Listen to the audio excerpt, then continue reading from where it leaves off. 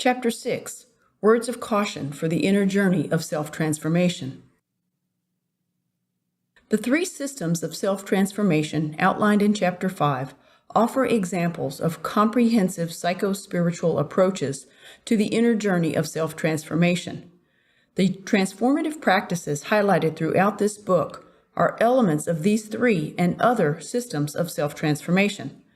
Thus, by themselves and isolated from the system or schools of which they are part, transformative practices are limited and potentially harmful for numerous reasons, which I will outline in this chapter.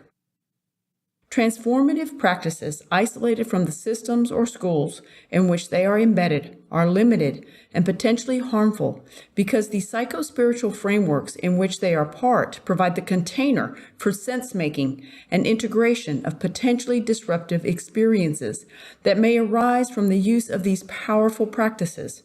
Remember, the purpose of these practices is inner transformation. Thus, disruption of one's inner and most likely outer life is highly likely and desirable from the perspective of fulfilling this purpose.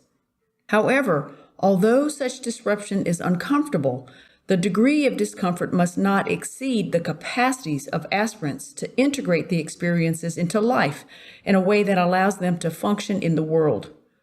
Thus, unrooted transformative practices have little developmental value and may cause harm. Additional dangers, often referred to as spiritual emergencies, include obsession with mystical experiences rather than disciplined attention to steady incremental inner shifts occurring over time through the difficult and often emotionally painful work of consistent and persistent self-observation and work with transformative practices. This lure is so seductive and pervasive that American psychologist and spiritual teacher John Welwood coined the term spiritual bypassing to warn contemporary seekers of this potential pitfall. Furthermore, people may be in danger of ego inflation and self-aggrandizement arising from exhilarating experiences when using transformative practices. It is critical to note that proper motivation, in effect, desire for development for constructive, preferably virtuous reasons, humility, and a commitment to ethical living are essential elements of the three systems of self-transformation outlined, as well as the ancient wisdom traditions highlighted in Chapter 5, and the mindfulness-based interventions and Buddhism discussed in Chapters 1 and 2. In addition, the potential for self-inflation and other forms of self-deception significantly diminish with the assistance of a spiritual friend, coach, director, or community.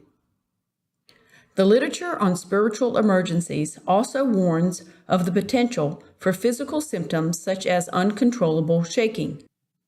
Accompanying the growing field of transpersonal psychology is increasing awareness and understanding of these types of phenomenon, such that more therapists can help clients integrate these experiences in a healthy and productive manner that facilitates growth and does not hinder it.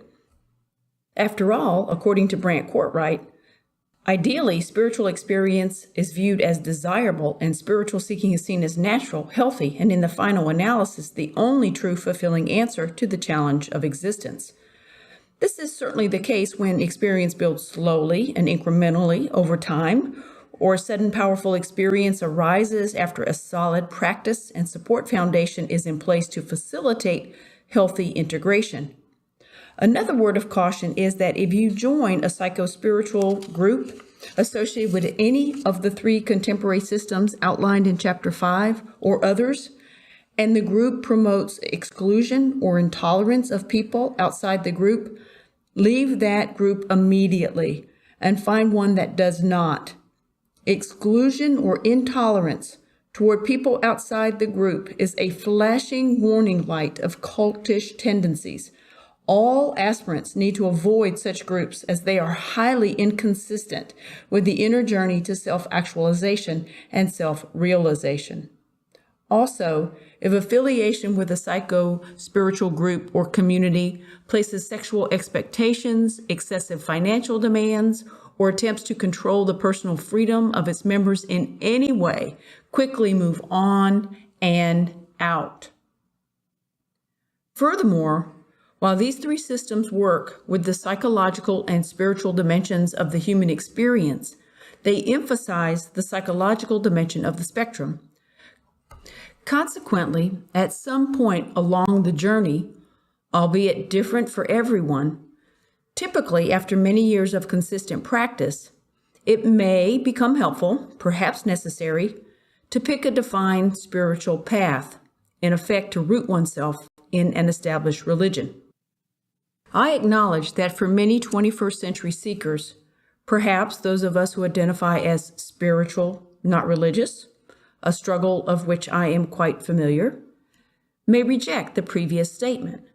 This is quite understandable given the painful failings of our religious institutions over the years. However, I have come to realize that I have no need to throw the baby out with the bathwater, and I invite you to consider this as well. As highlighted, many, if not all, of the world's great religions have inner or esoteric traditions, as well as outer exoteric traditions. Most of us are familiar with the exoteric versions of the world religions, which typically emphasize rituals, beliefs, morals, doctrines, and creeds.